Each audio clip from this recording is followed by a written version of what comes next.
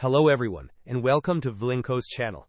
In today's video, I will show you how to change the default download location for Microsoft Store apps in Windows 11. And now, let's get started.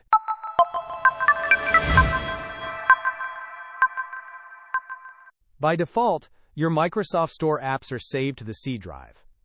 If you want to change this behavior in Windows 11, it is a straightforward process. First, right-click on the Start button on your taskbar. From the menu that appears, select Settings. In the Settings window, navigate to the System tab on the left-hand side. Within the System section, click on Storage. You will then see an option for Advanced Storage Settings. Click on this to expand it. Here, you will find an option labeled Where New Content is Saved. Click on this setting. It will specify where new apps will be saved. You can then choose any of the available drives listed.